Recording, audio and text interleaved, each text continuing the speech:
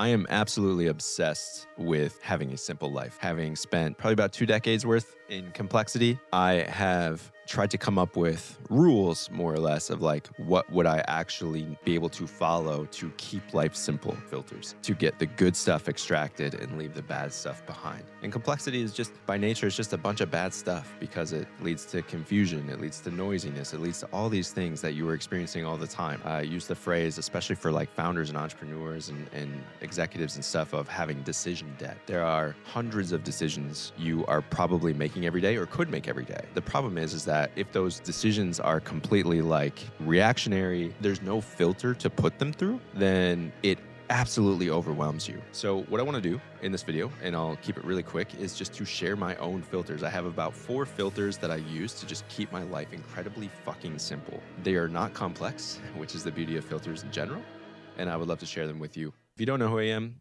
welcome to the channel. Thanks for being here. My name's Colby. I call my company Autonomy. Basically what I do is I make space for founders, entrepreneurs, executives, that sort of stuff, so that they can think more cleanly, make better decisions, right? Basically, I just ask them a bunch of questions, and when they give me the answer, I hold them to account. That's pretty much what I do, all right? So the number one filter I use for everything, and this spits in the face of goals. So if you're like a super goal-oriented person, please, perk your ears up and decide whether you like this or not. But I found that for me with goals, I set goals of like, I want to hit 100K a month, or I want to be a millionaire, or I want to write a book and all this sort of stuff. And there's a couple of things that compete against that. One is, just because you want it doesn't mean you're going to get it, right?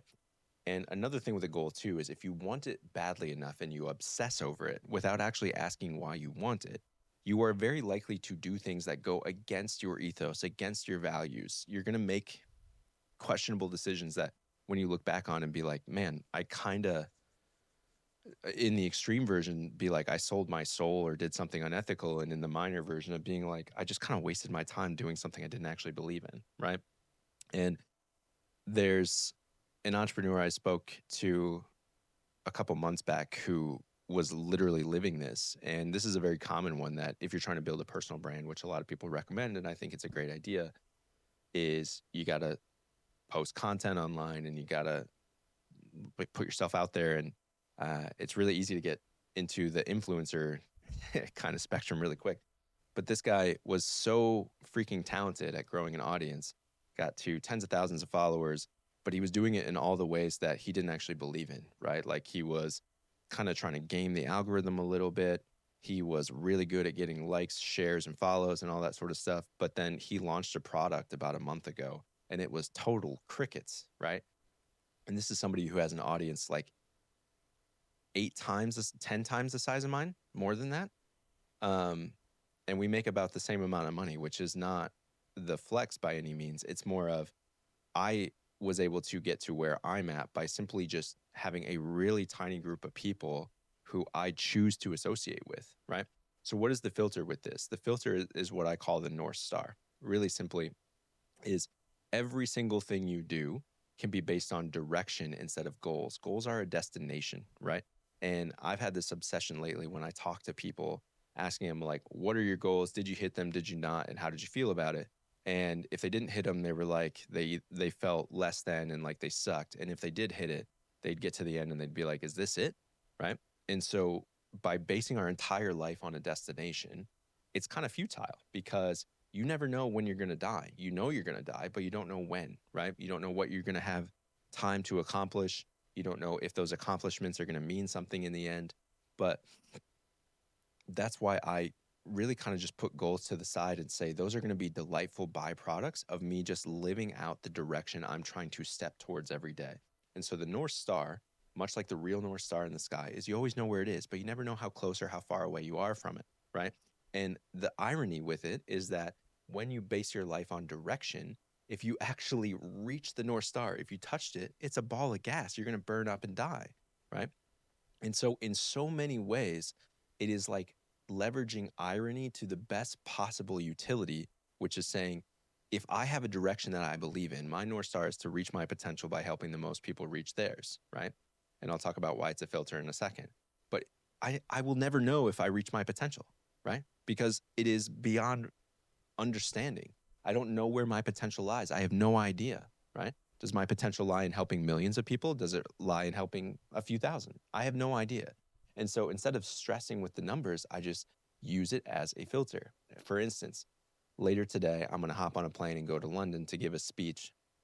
And I actually said no to giving that speech because I have a family and we're about to move states and all that sort of stuff. And life is a little bit complex right now. And so I was like, I just, it feels like another thing on another thing. And again, I live a very simple life, but like moving states with 3 kids and a dog, it has its own complexities, right? But I said no to giving the speech. And then I went to bed that night and said, well, if you're going to make excuses about your moving and, you have all these things to consider on the home front to not fulfill your mission, what else are you going to make an excuse to not do it for, right? And the very next day I booked a ticket, and tonight I'm getting on a plane to go give a speech because my North Star is to reach my potential by helping the most people reach theirs. So by simply using it as a filter to say, well, if I go to London and give a speech to entrepreneurs, I am living out my North Star. I'm stepping in the direction. I'm getting closer and closer to reaching my potential because I'm going to try and help those entrepreneurs reach their potential, right? If I stayed here, I have the information that I'm going to deliver to them locked in here. If I don't deliver it, I'm withholding, in which case I'm stepping away from a North Star. And so you are never in neutral. You're never sitting still. You're either going towards it or you're going away from it. By the very nature of every minute, you're getting closer to death, right? Not to sound like morbid, but it's just true, right? And so it is just a series of choices, right? The North Star is an amazing filter because it's not based on a destination. It is not based on numbers. It's not based on anything other than what you essentially think your life's purpose is, right? And so it was very obvious for me to make a very clear and simple decision. Like I said, the title of this video is The Simple Life. Why is it simple? Because it was so clear to me, if I go, I'm moving towards it. If I stay, I'm moving away from it. And that makes life really, really easy because you don't have this, well, what does the moment tell me? No, it's very clear. The filter is you're either stepping away from it or towards it. Which one do you want to choose? Okay. So first filter, North Star, direction versus goals. Second filter, why would you do anything, right? How do you actually kind of make the daily choices? And I call that the opportunity filter, right? When it comes to what opportunities you should say yes to or no to, human beings are really hardwired to have this fear of missing out, right? FOMO of like, oh, if the opportunity is coming to me, I need to say yes to it. Otherwise, it's going to run away from me like a bunny rabbit, right? And the reality is not everything that comes in front of your face is for you, okay? And so the way I do it is, first of all, I try and introduce a time delay. I have this firm belief that what's for me won't miss. And so if someone is like, you need to decide right freaking now, in most cases, I'm like, doubtful, right? I don't need to decide on this thing right in the freaking moment in the majority of cases. That being said, if there is something that just comes up and you're like, oh my God, I think I need to do this, I run it through what I call the opportunity filter. And the opportunity filter is really freaking simple. All right. It is, does it bring you joy? Does it move the needle? You just ask those 2 questions. And by doing so, does it bring me joy or does it move the needle? You are essentially throwing it into like, okay, well, does it bring me joy? Do I like doing it? Right? If you don't like doing it, life's too short for the most part to do something you don't like doing, unless you can see the very obvious reason to do something for a while because of the reward or return on investment or whatever, right? The other one is needle moving. So does it move the needle is, can I see the reward, right? So essentially, why is this filter so valuable is because if you run every single thing you do through it, whether it's a single item on your to-do list or whether it's an opportunity that comes in front of your face or whatever it is, and if you can extend the time horizon a little bit, like, would this bring me joy and move the needle 6 months from now, 10 years from now? The closer you get to thinking long term, the even more effective this becomes. But even if it's in the moment, it becomes really simple then. It's like, well, if I don't enjoy it and it doesn't move the needle, it's got to go, right? Like if I don't enjoy sending DMs and I haven't gotten any business from DMs and I have no desire to keep doing DMs 6 months from now, 10 years from now, then there's another way to get business. There just is, right? And so I wouldn't do it. And it's through your own lens, right? But if it does bring you joy, if it does move the needle, I love fucking talking in long form, right? I love the idea of YouTube, even though I'm not like amazing at it yet, because it's just my opportunity to share my thoughts with you, right? So it brings me joy. And if someone aligns with the content, it'll move the needle, right? And this is something that would bring me joy 6 months from now, 10 years from now, because I see this as just a one-on-one conversation. So this is something I not only should do, but should double down on. I should try and do as much of this as possible because I enjoy it. And I think it is, my goal at least is for it to be useful for you, right? So it moves the needle. So second filter, opportunity. Every single thing you do, every single action you take, if you can run it through, does it bring me joy? Does it move the needle? If it doesn't do either, get rid of it. There's just no point. You don't have to do anything. Get rid of it if it doesn't bring you joy or move the needle. If it does one of those two things, then you can evaluate it. Hey, okay, swimming brings me joy. It doesn't move the needle, but I can look at swimming as being like a contributor to help me be better elsewhere when it's running my business or being a good parent to my kids or whatever it may be, right? It doesn't always have to move the needle in terms of make you money. If you enjoy it and you can understand the meaning behind it, kind of asking yourself, why do I enjoy this? And you can answer that question. Yeah, keep it. If it doesn't bring you joy, but it moves the needle, I would say that's the thing that is like, okay, well then I'm going to commit to this for a time frame, and that's it, right? So if I know that our business is generated through sending cold outreach emails and I don't really enjoy that, but I know it's working and that sort of stuff, then I'm going to commit to it to a certain dollar amount, or I'm going to commit to it for a certain amount of time. And it doesn't mean that you can't re-up, right? But I'm going to commit to it for 2 months and then I'm going to reevaluate and see if I want to commit for another 2 months, as an example, that kind of thing. But the beauty of it is if it brings you joy and moves the needle, that's the thing you double down on. Always, always, always, always. And I would say that is almost in every case going to be something that is through your personal form of expression, right? Me talking to camera, me writing emails. Those are kind of the two levels of just my purest form of expression where it can move the needle.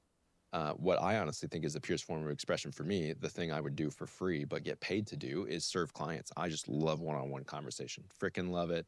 Would do it for absolutely free. But I find, clients investing in themselves by paying money for the opportunity to work together. That's a huge contributor to them actually getting a result, because then they have skin in the game and they do not half-ass it, right? I don't work with people who half-ass shit. Third filter, really, this one's really quick, is same thing around opportunities, is just if not everything is for you, then I want you to ask the question is, would I have the appetite for that 6 months from now? Again, it's very similar to the opportunity filter, but it's just another way to ask a question. It's like a reinforcement. And so many times, again, I'll give you an example actually, is I'm susceptible to marketing like anybody else and advertising and that sort of stuff. If I see an advertisement or really good marketing or something like that, and I'm like, oh man, I might actually want to pay my money for this. Instead of thinking I need to do this right now when the dopamine spike is super high, right? What I've done in the past is I will say it's like a hyperlink or, a landing page or something like that. I will copy the link and I will put it into a Google Calendar event for typically at least 2 weeks out, sometimes 2 months out, 6 months out, whatever it is. And then I will just put the title of the event of like, you wanted to do this on X date. How many times have you thought about it since? And that is a really good model for asking the question of, would I have the appetite for that 6 months from now? Because when we're in the dopamine spike, everything sounds good, right? An example is I've gotten invited to a lot of podcasts and I'm thinking like, oh, that would be amazing. And then I'm like, can I get back to you in 48 hours, 24 hours, whatever it is, instead of be like, oh, somebody wants me. Like, man, I want to be loved. I want to be adored. I want to have the opportunity to blah, blah, blah, blah, blah. And it's nothing against these podcasts, but I am so discerning with where my message is, how I deliver that message. Am I in control of that message? What's the distribution of that message? All that sort of stuff. I'm obsessive about those things. And so I say, can I get back to you in 48 hours? If they're like, no, you need to decide right now, then sweet, it's not for me, right? If they say, yeah, no problem, then I'll do my diligence and I'll look, would this be worth me spreading the message here? Do I think that this is going to be useful to the right people? What is the motivation of the host? Like all this kind of stuff. And it's not judgment of the world around me. It is just deciding what is my level of appetite for this thing, right? And if it is not clear to me, I don't do it, right? There's a very good phrase that I learned a couple of years ago that's really kind of guided my life is saying yes to something misaligned now closes the door to something aligned later. But that works in reverse, right? If I say yes to something aligned now, then I don't have to worry about misalignment later. And so that that's why it's a filter, right? No one is going to filter it for you. You're going to have opportunities thrust in front of you, especially the more and more successful you get, the more opportunities will come to you. But I'm kind of taking the appetite phrase from Iman Gaji. Whatever you think of him, I found these words really, really valuable. Is he gets opportunities all the time. He's on his way to being a billionaire.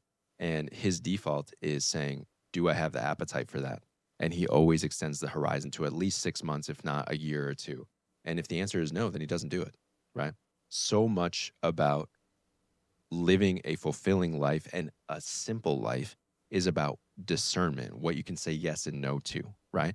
And that's why Warren Buffett is the most successful investor in history, is he is an absolute expert at saying no.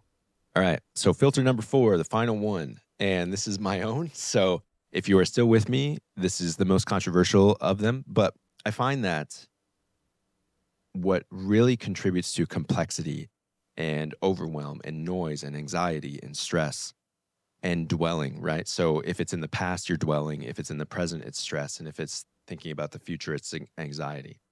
And no matter where you are in your mind on that spectrum, one of the biggest contributors is just the sheer amount of opinions getting thrown at you, right? And I have my own rules for this in terms of when to give advice, how to receive advice, all that kind of stuff. And I'll probably do that in a different video. But when it comes to someone giving you their opinion, motivation is so freaking important. What is their motivation behind it? Are they actually trying to be helpful, or do they just want to hear themselves speak? Do they actually understand the problem, or are they just jumping into hero status? Like, these are all fantastic questions. The quality of your life is dictated by the quality of your questions. And this is a question I ask myself a lot when someone's delivering something to me, whether they're brand new, whether I've known them for a while, or whether, they're in the internet sphere and I deem them an expert or something like that, is when the information is impacting me, when it's sitting with me and I'm like, oh, okay, I'm really considering this. The final filter I run it through is, would that person give the eulogy at my funeral? And that's the filter, because without that question, it is going to put so many opinions on equal playing fields. And again, that is just getting pulled around in the world. You're a passenger in the world instead of having control. And so by asking that question, not to be rude to the other person, what it is it sets a standard, the standard of rarefied air. There is only one person whose opinion actually enters this space. And I would believe that if you actually apply this question, it's probably going to be one person, maybe two, probably max 3, right? I don't know of anybody who's getting 20 eulogies at their funeral, okay? So my person is my wife. I've been with her half my life, right? Even then, though, who do you spend every second of every day with? Yourself. And so unless you actually believe that your core values are, I'm a narcissist, or I'm selfish, or I'm evil, the person whose opinion that matters the most is yours for you, because no one else is spending that amount of time. And so to give space to every opinion like they're on equal footing is just a miserable place to be. And so when someone gives me information that I think is really, really good, or at least like makes me think deeper, or makes me feel a certain emotion in a kind of way, I need some sort of model to help me discern, should I be putting mental energy to that long term, right? And in many ways, these filters combine themselves. Like the North Star of being like, does a step towards my North Star or away from it if I act on this? Do I have the appetite for this? Do I think I'll have the appetite for this in 6 months? Would it bring me joy in 6 months? Like all of these combined. But in the end is, if someone gives you their opinion, and this is especially true if they are like judging you, right? Well, don't wear that, don't say that, don't behave this way, blah, blah, blah. Unless they would give the eulogy at your funeral, unless they would be the person who you would want to more or less summarize your life's work after you're gone, you can disregard it.